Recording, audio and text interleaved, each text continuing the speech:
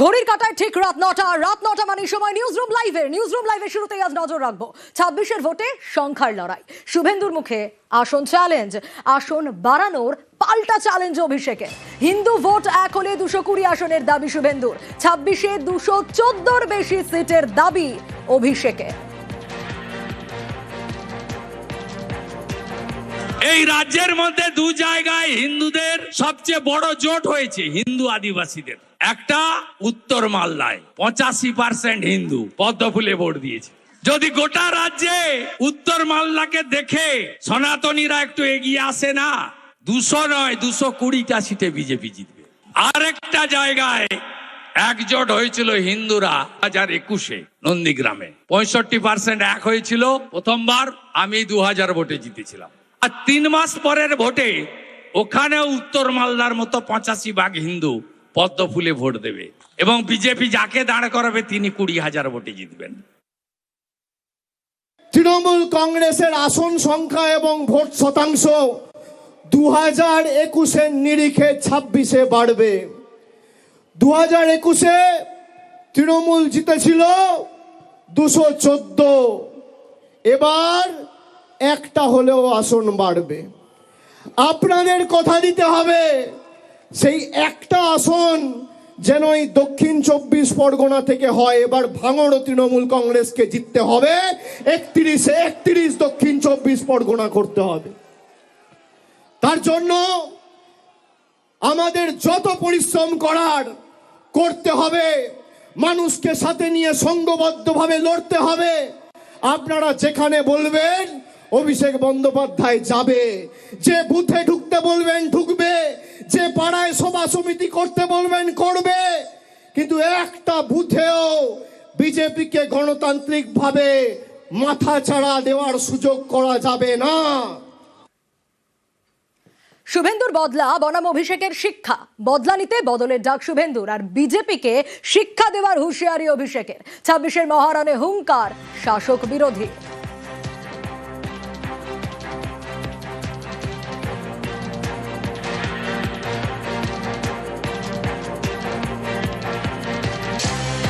আমাদের রাজ্যের জনপ্রিয় আদিবাসী মুখ খগেন মুর্মু মহোদয় রক্ত দেখেছিলেন নাগরাকাটাতে।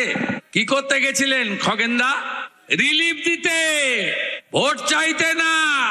বদলা চান তো? বদলা যদি চান বদল আনতে হবে, হ্যাঁ কি না বলুন? 2026-এর নির্বাচন এদেরকে শুধু পরাজিত করার নির্বাচন নয়, এদেরকে শিক্ষা দেওয়ার নির্বাচন। একটা হয় নির্বাচিত করার জন্য নির্বাচন, আর একটা হয় শিক্ষা দেওয়ার নির্বাচন। দক্ষিণ 24 পরগনা জেলার কোন আসনে তৃণমূলের জয়ের ব্যবধান যেন 50,000-এর নিচে না হয়, আপনাদের সুনিশ্চিত করতে হবে। সে ডায়মন্ড হারবার হোক, মথুরাপুর হোক, জয়নগর হোক, আর যাদবপুর হোক, বারুইপুর হোক বা সোনারপুর হোক, কুলতলি হোক বা সাগর হোক, রায়দিঘি হোক বা পাথর প্রতিমা হোক, সর্বত্র জোড়া ফুলকে এমন ভাবে শক্তিশালী করতে হবে। বিজেপি কমিশনকে নিশানা অভিষেকের। ম্যাপিং নোটিশ দেওয়াদের আনম্যাপ করার ডাক। বারুইপুরের সভায় বিজেপি কমিশনকে এক হাত। 2016 সালে নোটবন্দির নাম করে লাইনে দাঁড় করিয়েছিল, মনে আছে না ভুলে গেছেন? আবার 10 বছর পরে 2026 SIR এর নাম করে লাইনে দাঁড় করিয়েছে, মনে আছে? মনে থাকবে? আগামী নির্বাচনের দিন শেষবার একবার লাইনে দাঁড়াবেন। তারপর আমাদের এখন 2027-এ কোনো নির্বাচন নেই, 28-এ আবার পঞ্চায়েত। আগামী 26, 27, 28 একবার লাইনে দাঁড়াবেন। দাঁড়িয়ে EVM এর বোতামটা এমনভাবে টিপবেন, যারা আপনাকে নোটিশ পাঠিয়ে আনম্যাপ করেছে তাদেরকে বাংলার ম্যাপ থেকে চিরতরে বিদায় দিতে হবে। তাদেরকে আনম্যাপ করতে হবে। আনম্যাপড 85 জন আত্মহত্যা করার চেষ্টা করেছে, তার মধ্যে প্রায় 50-51 জন সাধারণ মানুষ, আর 30 জন, প্রায় 30-35 জন BLO। তার মধ্যে প্রায় 56 জন মারা গেছে 2 মাসে, 56টা তর তাজা প্রাণ চলে গেছে। কি মায়েরা জবাব দেবেন না? দেবেন না? দেবেন না? মৌলিক অধিকার ছিনিয়ে নিতে এসআইআর, জনগণ জবাব দিতে ভোট বাক্সে করবে এফআইআর। এসআইআর হিয়ারিং নিয়ে চড়া সুর অভিষেকের। আমরা এদেরকে বাংলা বিরোধী বলেছিলাম। শুধুমাত্র বাংলার প্রকল্প নয়, বাংলার রাস্তা, বাংলার বাড়ি, গরিব মানুষের 100 দিনের পারিশ্রমিক, 100 দিনের কাজের বরাদ্দই বন্ধ নয়। মানুষকে ভাতে মারতে চেয়েছে এই বিজেপির নরেন্দ্র মোদীর সরকার। তাই আজকে শুধুমাত্র এরা বাংলার প্রকল্পের টাকা বন্ধ করেই শান্ত নয়, বাংলার গরিব মানুষকে তার মৌলিক অধিকার থেকে বঞ্চিত করতে এসআইআর নিয়ে এসছে। এরা নিয়ে এসছে এসআইআর, আর মানুষ গণতান্ত্রিকভাবে ভোটের বাক্সে জবাব দিয়ে করবে এদের বিরুদ্ধে এফআইআর। 26-এর শুরুতেই 26-এর লড়াই, ময়দানে অভিষেক বন্দ্যোপাধ্যায়। নবজোয়ার যাত্রার পর এবার রণসংকল্প যাত্রা। বারুইপুর থেকে শুরু, আগামী 1 মাস রাজ্যের নানা প্রান্তে সভা করবেন অভিষেক।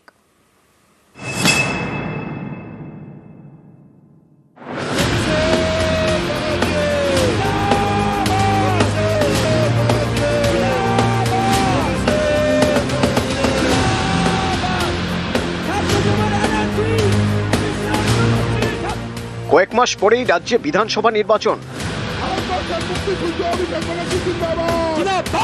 বছরের শুরুতেই যুদ্ধের দামামা বাজিয়ে দিল তৃণমূল।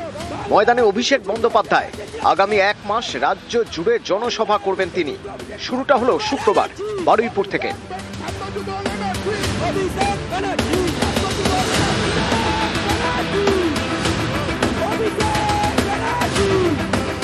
2024-এর লোকসভা ভোটকে লক্ষ্য করে রাজ্য জুড়ে নবজোয়ার যাত্রা করেছিলেন অভিষেক।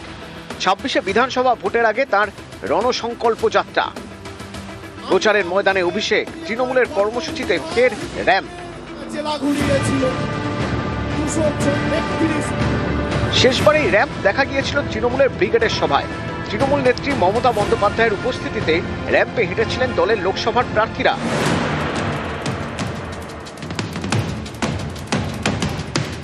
এবার অভিষেকের বারুইপুরের সভায় র্যাম্প।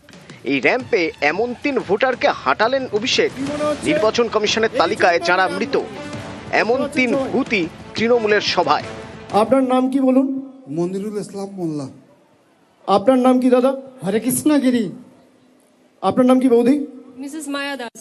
দুজন ভদ্রলোক দিয়ে দেখছেন, দুজনের বাড়ি হচ্ছে মেটিয়াবুরুজ বিধানসভা, আর বৌদির বাড়ি হচ্ছে কাকদ্বীপ বিধানসভা।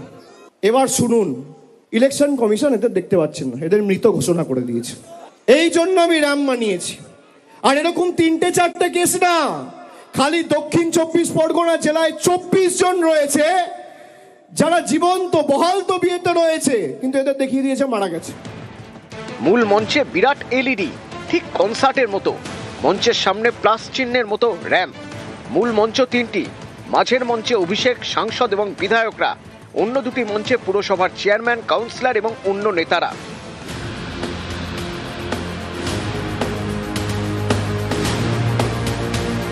এই বারুইপুর থেকে শুরু, এবার রাজ্য জুড়ে সভা করবেন অভিষেক। তৃণমূলের স্লোগান, যতই করো হামলা আবার জিতবে বাংলা। অভিষেকের কর্মসূচি চলবে 27শে জানুয়ারি পর্যন্ত। শুক্রবার বারুইপুরের পর শনিবার অভিষেকের জনসভা আলিপুরদুয়ারে। তারপর উত্তরবঙ্গ থেকে দক্ষিণবঙ্গ, পূর্ব থেকে পশ্চিম, বাংলার সব প্রান্তেই সভা করবেন অভিষেক। এবারের ভোটে তৃণমূলের বিরুদ্ধে বিজেপির অন্যতম অস্ত্র অনুপ্রবেশ। অনুপ্রবেশকারী সন্দেহেই বাংলাদেশে পাঠিয়ে দেওয়া হয়েছিল বীরভূমের বাসিন্দা সোনালী খাতুনকে। আদালতের নির্দেশে যাকে দেশে ফেরা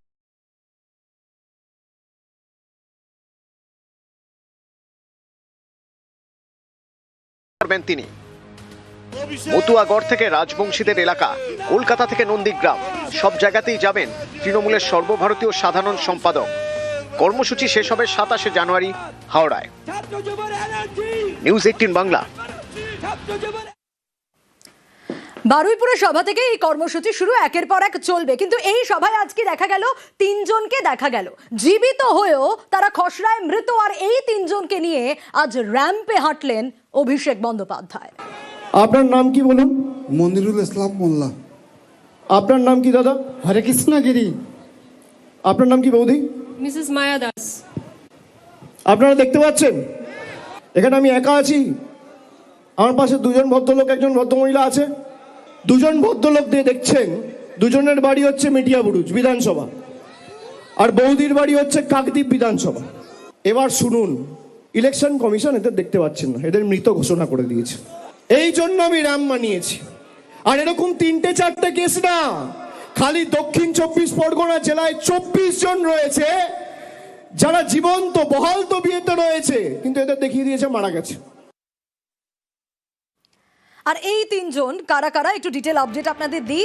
মনিরুল মোল্লা, বিধানসভা কেন্দ্র কি মেটিয়াবুরুজ, 139 নম্বর ওয়ার্ডের 22 নম্বর বুথের বাসিন্দা, যাকে দেখানো হয়েছে মৃত কিন্তু তিনি জীবিত, খসড়া তালিকায় মৃত দিয়ে দেওয়া হয়েছে। সেকেন্ড জন হরেকৃষ্ণ গিরি, কাকদ্বীপ বিধানসভা কেন্দ্রের নারায়ণপুর গ্রাম পঞ্চায়েতের 260 নম্বর বুথের বাসিন্দা, এনার ক্ষেত্রেও একই ঘটনা ঘটেছে।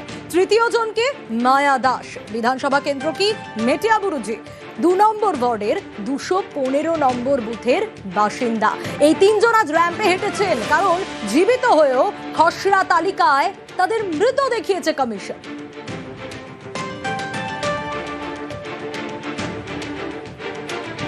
এই যে আজকে র্যাম্প হয়েছে, সবার খুব কৌতূহল, কে হাঁটবে কৌতূহল ছিল। এই র্যাম্পে আজকে আমি 3জন ভূতকে হাঁটাবো, 3টে ভূত। আমার পাশে দুজন ভদ্রলোক, একজন ভদ্রমহিলা আছে। এই দুজন ভদ্রলোক দিয়ে দেখছেন, দুজনের বাড়ি হচ্ছে মেটিয়াবুরুজ বিধানসভা, আর বৌদির বাড়ি হচ্ছে কাকদ্বীপ বিধানসভা। কজন দেখছেন? কজন? ইলেকশন কমিশন এদের দেখতে পাচ্ছেন না, এদের মৃত ঘোষণা করে দিয়েছে। এই জন্য আমি র্যাম্প বানিয়েছি। আর এরকম 3-4টে কেস না, খালি দক্ষিণ 24 পরগনা জেলায় 24 জন রয়েছে যারা জীবন্ত বহাল তবিয়তে রয়েছে, কিন্তু এদের দেখিয়ে দিয়েছে মারা গেছে। কোনোদিন মৃত ব্যক্তিদের র্যাম্পে হাঁটতে দেখেছেন? দেখেছেন? এই কারণ আমি তৈরি করেছি যে এদের কি চক্রান্ত, বাংলার মানুষ যাতে ভোটাধিকার প্রয়োগ না করতে পারে এদেরকে মৃত দেখিয়ে দেওয়া হয়েছে। আরে আমরা যতদিন আছি একটা মানুষের মৌলিক অধিকার আমরা যেতে দেবো না। দিল্লি আগামী দিন তৃণমূল যাবে, বিজেপির দালালরা তৈরি থাকো, ভ্যানিশ কুমার তৈরি থাকো, তৃণমূল দিল্লিতে যাবে। আর বারুইপুরের সভা থেকে আজ ঠিক এভাবেই কমিশনকে তীব্র আক্রমণ করেন অভিষেক বন্দ্যোপাধ্যায়। বিজেপি কি বলছে? র্যাম্পে হাঁটতে বাধ্য করেছে বিজেপি, যাওয়ার আগে হাঁটতে হবে, অভিষেককে পাল্টা কটাক্ষ শ্রমিকের। নিঃসন্দেহে এটা সৃজনশীল ব্যাপার, এটা তো আনন্দের বিষয়। তৃণমূলকে বিজেপি র্যাম্পে হাঁটিয়ে ছাড়ছে, আরো কোথায় কোথায় ভবিষ্যতে আমরা হাঁটাবো খালি আপনি দেখতে থাকুন। এর আগে র্যাম্পে হাঁটতে হাঁটতে ক্যান্ডিডেট ছেড়ে দিয়েছিলেন, এবার র্যাম্পে হাঁটছেন, তারপরে আবার কোন রাস্তায় হাঁটবেন দেখুন। তবে হাঁটাবো আমরাই, ভাঙবো, গড়বো, নড়বো, যা কিছু হওয়ার সেটা বিজেপির মাধ্যমেই হবে। যাওয়ার আগে মানুষ একটু হাঁটে।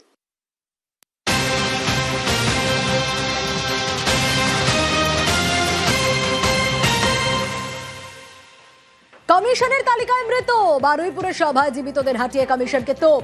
অভিষেকের অভিযোগে তৎপর কমিশন। কি করে জীবিতকে মৃতের লিস্টে? গাফিলতি তাহলে কার? ডিএম এর কাছে কি তথ্য রয়েছে? দক্ষিণ 24 পরগনার জেলা শাসকের রিপোর্ট তলব সিইও।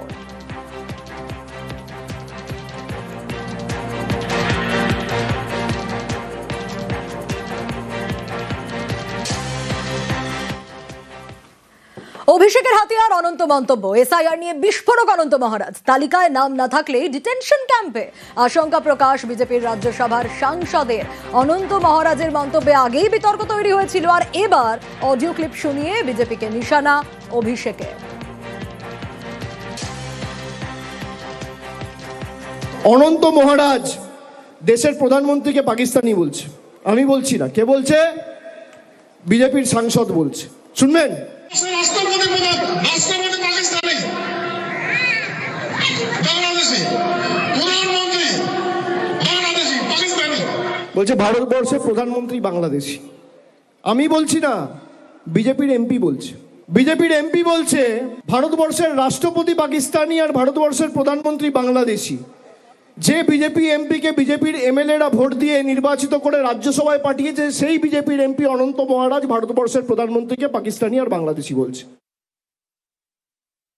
আর আজ ঠিক এভাবেই অডিও ক্লিপ শুনিয়ে বিজেপিকে নিশানা করেন অভিষেক বন্দ্যোপাধ্যায়। কিন্তু ঠিক কি বলেছিলেন বিজেপির রাজ্যসভার সাংসদ অনন্ত মহারাজ, শুনুন। যদি এতে কোনো ভোটার লিস্টের নাম না আসে, তোমার ব্যাংক ট্যাঙ্ক সব ফ্রিজ হয়ে যাবে, কোনো সুবিধা পাবেন না। গৃহমন্ত্রী কইছে ডিটেনশন ক্যাম্প বানাবে, অর্গানাইজারদের নাম উঠে নেই ওগুলো রাখবে, তারপর প্রমাণ করবে তোমরা কোন দেশি না এই টাকার দেশি। আরে আপনাদের টাকার মানুষ প্রমাণটা কাজ করবে? যেগুলার হাতত খাতা কলম ওলে তো বাংলাদেশি, ওলে তো পাকিস্তানি, ওলে মানুষ পাকিস্তান থেকে যাচ্ছে। ভারতবর্ষের রাষ্ট্রপতি পাকিস্তানি বাংলাদেশি, প্রধানমন্ত্রী বাংলাদেশি পাকিস্তানি, রাজ্যপাল পাকিস্তানি বাংলাদেশি, পুলিশ প্রশাসনের প্রায় মানুষই বাংলাদেশি, লিডার গুলো সব বাংলাদেশি। তাহলে আমার প্রমাণপত্রটা কাজ দেখবে? সংবিধানে কয়া আছে, ওই সংবিধানের চেয়ারটা কাজ বসবে। আর সেদিনই অনন্ত মহারাজের মন্তব্য এড়িয়ে যান শ্রমিক ভট্টাচার্য। উনি কি বলেছেন আমার জানা নেই, আমি বিষয় মন্তব্য করতে চাই না। এসআইআর এর সঙ্গে ডিটেনশন ক্যাম্পের কোথাও কোনো সম্পর্ক নেই। বাংলাদেশি কিংবা পাকিস্তানি বলা অনন্ত মহারাজ বলেছেন? কাকে বলছেন? প্রধানমন্ত্রী কিংবা রাষ্ট্রপতি পাকিস্তানি? আমি একটু শুনিনি কোনোদিন বলেছেন বলে, আমার জানা নেই। এসআইআর এ ক্ষুব্ধ খোদ বিজেপি সাংসদই। আজ ফের ক্ষোভ প্রকাশ অনন্ত মহারাজের। এসআইআর এর নামে চূড়ান্ত হয়রানি, চড়া সুরে আক্রমণ বিজেপি সাংসদের। আমাদের লোকদের নিয়ে ওখানে পিকনিক আয়োজন করেছিল সীতাই, সেখানে ডেকেছিল, আমি সেখানে গিয়েছিলাম। লোকদের সঙ্গে আমি হিস্টোরিক্যাল ব্যাকগ্রাউন্ডে কথা বলেছি যে হিন্দুরা ভারতে আসবে আর মুসলমানরা পাকিস্তানে যাবে, এরকম করে তো ইন্ডিয়ান ইন্ডিপেন্ডেন্ট অ্যাক্ট হয়নি। এই মাঝে এগুলো আসলো কেন? এই নেতাগুলোর ভুল আছে। এখন যারা এখানে আসছে তারা তো ফরেনার। এই যে আমাদের নাগরিকত্ব যে নীতি আছে যাদের সেখানে প্রমাণ করতে হয় তারা এখানকার ভারতের বাসিন্দার কিনা। তো বাসিন্দার যদি না হয় তাহলে পাকিস্তানের লোক এখানে রাষ্ট্রপতি হয় কি করে? বাংলাদেশের লোক এখানে প্রধানমন্ত্রী হয় কি করে? এখানে এমএলএ এমপি হয় কি করে? তাহলে সব অসাংবিধানিক হচ্ছে। এই যে বর্তমান হ্যারাসমেন্ট, কাকে হ্যারাসমেন্ট করতেছে? আমাদের ভূমিপুত্রদের করছে, আমরা মাটির মালিক, আমাদের টর্চারিং করছে।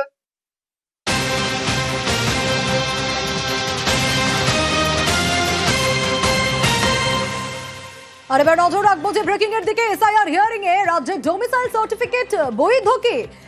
এসআইআর শুনানি পর্বে গ্রাহ্য হোক ডোমিসাইল সার্টিফিকেট। জাতীয় নির্বাচন কমিশনের কাছে প্রস্তাব সিইও দপ্তরের। কি প্রস্তাব দেওয়া হয়েছে আরো ডিটেইলে বিষয় জানাতে পারবে সোমরাজ রয়েছেন আমার সঙ্গে। সোমরাজ, দেখো, ইতিমধ্যেই রাজ্যের তরফে উত্তর চলে এসেছে ডমিসাইল সার্টিফিকেট নিয়ে রাজ্যের মুখ্য নির্বাচনী আধিকারিকের কাছে। ডমিসাইল সার্টিফিকেট ইস্যু করা হচ্ছে 1999 সালের পর থেকে এডিএম ও এসডিও তরফে। তার আগে 1999 সাল পর্যন্ত জেলা শাসকরাই ডমিসাইল সার্টিফিকেট ইস্যু করতেন।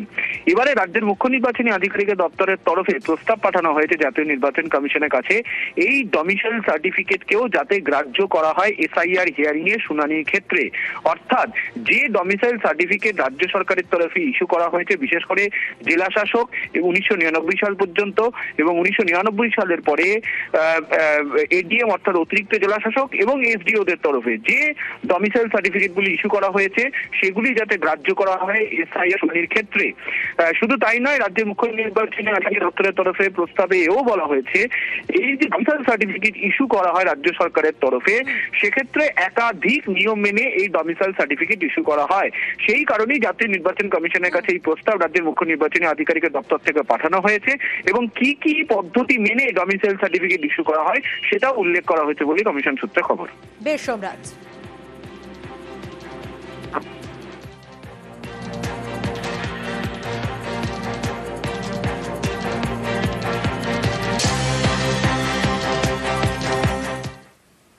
এসআইআর শুনানি আতঙ্কে আত্মহত্যার অভিযোগ। বর্ধমানে রেল লাইনের পাশ থেকে উদ্ধার প্রৌঢ়ার দেহ।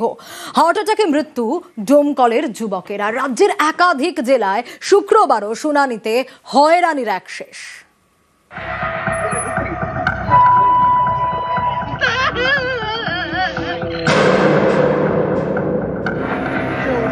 বর্ধমান উত্তর বিধানসভা কেন্দ্রের রায়নগর।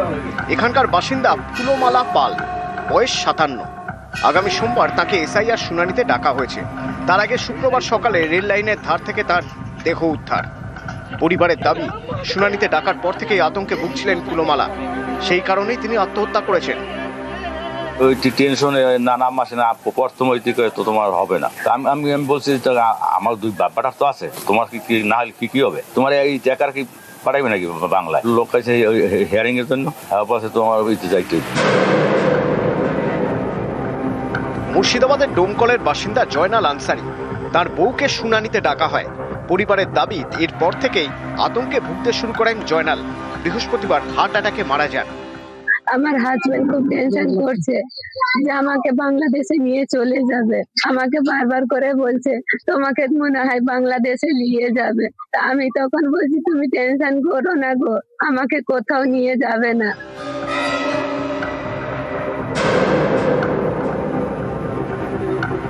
মুর্শিদাবাদের কান্দি, এখানে শুনানির জন্য লম্বা লাইন পড়ে। সেই লাইনে দাঁড়িয়ে অসুস্থ হয়ে পড়েন 3 মাসের অন্তঃসত্ত্বা সাবিনা খাতুন। তাকে হাসপাতালে নিয়ে যাওয়া হয়। মাথা ঘুরে পড়ে গেল, অসুস্থ ছিল মানে পেটে পাথর হয়েছিল। আজকে হেরে এসেছি। শিলিগুড়ির নকশালবাড়ি, এখানে সকাল সকাল শুনানি কেন্দ্রের বাইরে লম্বা লাইন। অভিযোগ, আধিকারিকদের দেখা নেই। কটার সময় এসেছে? 9টার সময়। প্রায় তো 2 ঘন্টা হতে চললো। হ্যাঁ, 2 ঘন্টা হতে চললো, তো এখনো তো আসেনি। শিলিগুড়ির খড়িবাড়ি, এখানে শুনানির জন্য ভিড়ে ভিড়। অভিযোগ, অনেকেরই শুনানি না করে ফিরিয়ে দেওয়া হয়।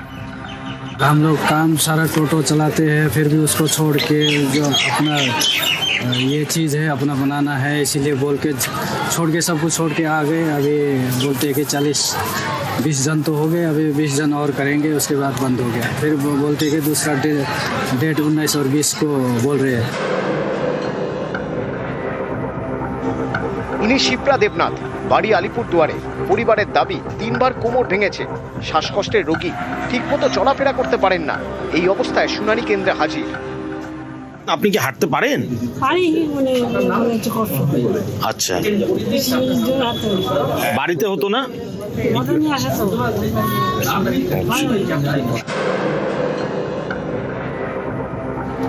উত্তর 24 পরগনার বনগাঁর পাল্লা গ্রাম পঞ্চায়েত, এখানকার বাসিন্দা অমল কৃষ্ণ বিশ্বাস একসময় সেনাবাহিনীতে ছিলেন। তার ভাই সুমন্তও ছিলেন সেনাবাহিনীতে। দুজনকেই ডাকা হয়েছে শুনানিতে। এ তো আমাদের সরকার একটা হয়রানি করাচ্ছে, কারণ আমরা 24 বছর 30 বছর চাকরি করার পরে আমাদের এই যে হয়রানিটা করানো, এ সরকার আমাদের ফালতু একটা হয়রানি করাচ্ছে। নিশ্চয়ই অপমানিত মনে হচ্ছে, কারণ আমরা দেশের জন্য এত কিছু করার পরেও আমাদের আজকে এখানে ডেকেছে, তার মানে আমরা লজ্জিত। ইনি সুমিত্রা বিশ্বাস, জলপাইগুড়ির বেরুবাড়ির বাসিন্দা। সম্প্রতি ডান পা ভাঙে, ঠিকমতো হাঁটতে পারেন না। এই অবস্থায় হাজির শুনানি কেন্দ্রে। ও যে পা পড়ে গেছিলাম, ভেঙে গেছে। কদিন হয়েছে?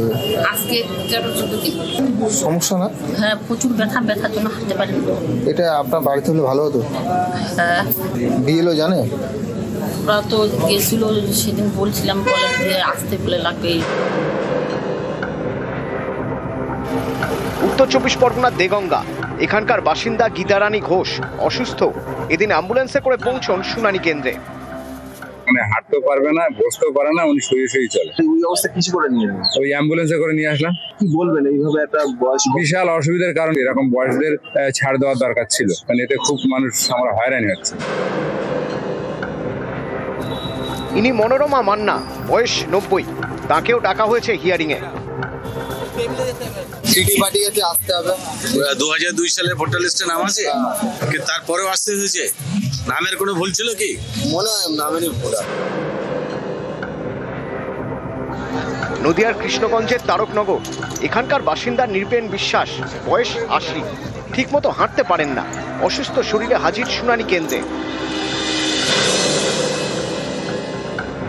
কলকাতার ভবানীপুর বিধানসভা কেন্দ্র, এখানকার বাসিন্দা লালকৃষ্ণ মাহাতো, বয়স হয়েছে, অসুস্থ শরীরে যেতে হয়েছে হিয়ারিং এ চেতলা বয়েজ হাই স্কুলে।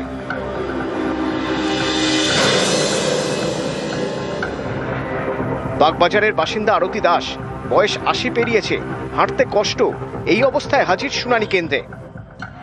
ডাকা হয়েছিল? হ্যাঁ। কেন? কি জানি কি ভুল ভাল হয়েছে না কি হয়েছে কি জানি, ডকুমেন্ট দেখানো হলো। বাড়িতে গেলে তো ভালো হতো নাকি? গেল না তো ভালো হতো, তার কি এত কষ্ট হতো আমার? বাগবাজারেরই আরেক বাসিন্দা মন্দিরা বেরা দৃষ্টিহীন, তার স্বামীও দৃষ্টিহীন। মন্দিরাকে ডাকা হয়েছে শুনানিতে, তাই দৃষ্টিহীন দম্পতি শুনানি কেন্দ্রে। যদি নির্বাচন কমিশনার যদি পারমিশন দিতেন তাহলে বিএলও হয়তো আসতে না করতেন, কিন্তু ওনারা তো পারমিশন ছিল না, ওই জন্য বিএলও আমাকে বারণ করতে পারলেন না, আসতে হলো।